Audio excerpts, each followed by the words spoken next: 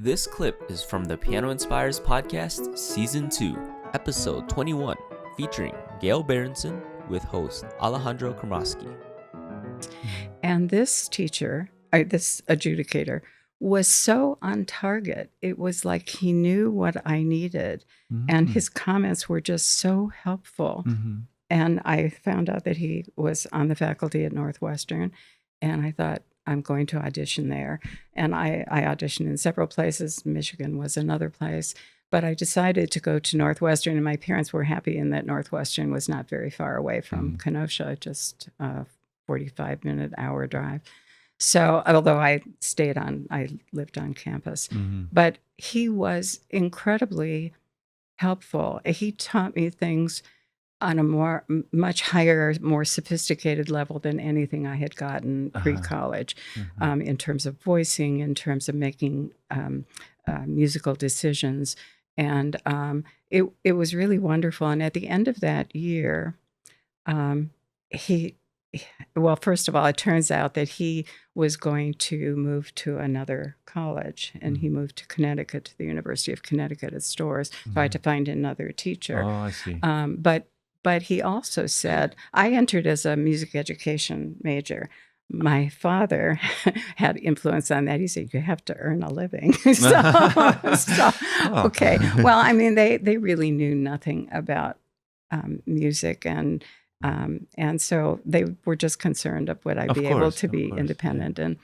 And so I auditioned at Northwestern, and I did get to study with him, with Louis Crowder. And I should say that Louis Crowder was a teacher who, it was sort of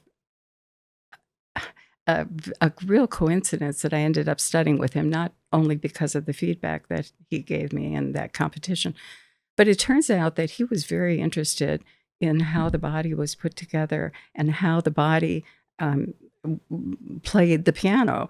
And so he would attend autopsies to understand how everything functioned.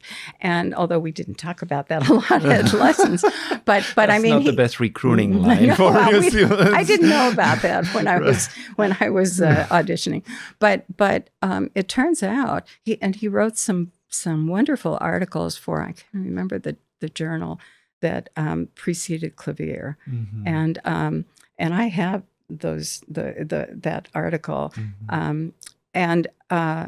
so that was very helpful. And when I ended up creating a wellness course, and I'm jumping around again to the future, but I took my students to not to an autopsy, but to a cadaver lab to see how things work. The tendons and the bones.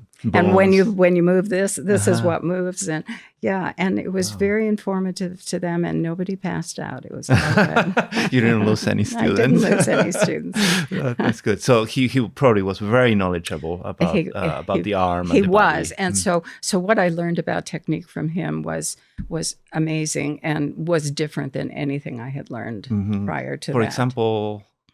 Well, I mean, I really didn't know much about voicing. I really didn't know how to release weight. I was taught to, press into the keys and lots of weight and lift the fingers high. And it was an old school of how technique was taught. But, we learned so much more about technique in the years after, because people made it their life's passion. People like Barbara Lister-Sink and a lot of other people who've really researched it. Right. And so, like, I used to play arpeggios. I was told to twist my hand and connect the thumb, and he taught me to throw and throw the arm and move with the entire arm, and it connects better, and the sound is better, and all of that. So. Anyway, so it was a wonderful experience. But he also, before he left, he said, first of all, he said, would you like to transfer with me? And my parents said no. So, what can I say? That meant, they wanted me to stay. They wanted me to stay nearby. Right. But also,